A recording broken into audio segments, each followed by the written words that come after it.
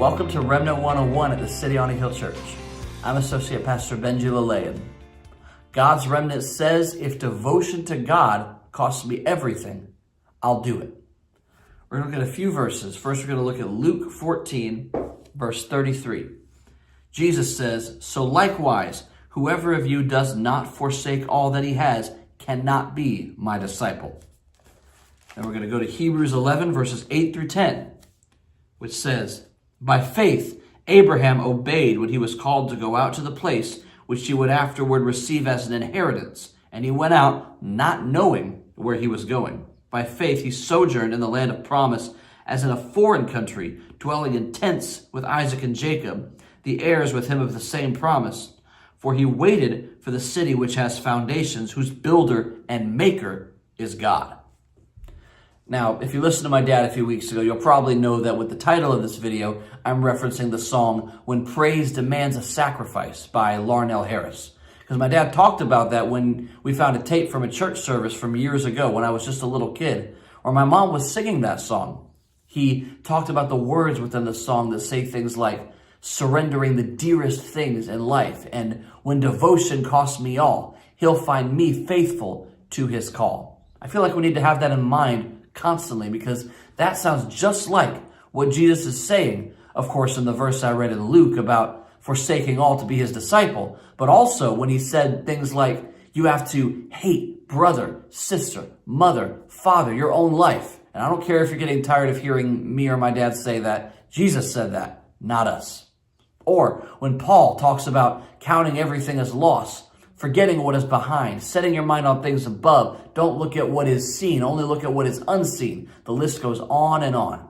It makes what that song says make perfect sense. But no one else is talking about it the way that we are. Because will you actually do it when devotion to God costs you everything? Will you actually be faithful? Will you surrender the things that are dearest to you?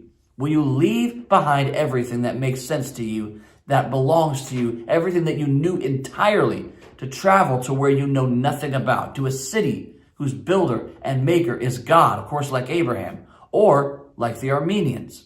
And you can read the stories and it will show you that doing that for God always resulted in prosperity, but it still will take true faithfulness to God to actually do it when the time comes. God is looking for a remnant that is willing to do that and trust in his provision on the ark. To trust that what we are going after is eternity with Jesus. And it will take us faithfully believing that what we have here on earth doesn't matter in the least, especially compared to what it will be like for us in heaven. But you say, but what about the things that I know that the Lord gave me? Did God not ask Abraham to give back the son of promise that God gave him? Did Abraham not have to raise the knife up to actually show God in his heart that he was willing to give up his son? As far as actually giving something up that God did for us, I myself am actually a great example. I'm not going to go into specific details, but when I was about 15 years old, I was involved with a certain place for a certain extracurricular activity for about a year and a half. And my parents knew that, mostly for financial reasons at the time, I needed to leave that place, as much as I was enjoying it and as much as I wanted to stay. About a week before we decided that I would leave that place, my mom opened up an email from a sender that she normally ignores. But it had information about the perfect place for me to start going to that cost literally a tenth of the price of the first place. And I was with that new place for 7 years before the Lord did multiple unexpected things to force me away from that place within a matter of just a couple of days. Right before my daughter Sam was born, right after we both had finished our degrees at UGA, me and my wife, and right before we started new work. Before this happened, I had no intention of leaving that new place. I enjoyed every minute of being there, and I constantly reminded myself that God led me there in the first place, and then 7 years later, he led me away.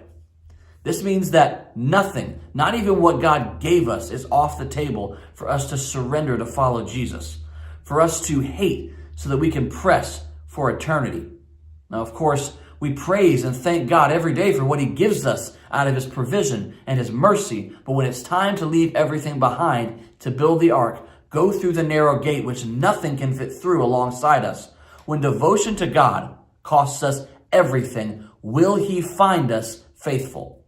For the remnant that he's looking for, which this place is dead set on being, the answer is yes, without question. Devote yourself to that, and we will bring Jesus back. God bless you.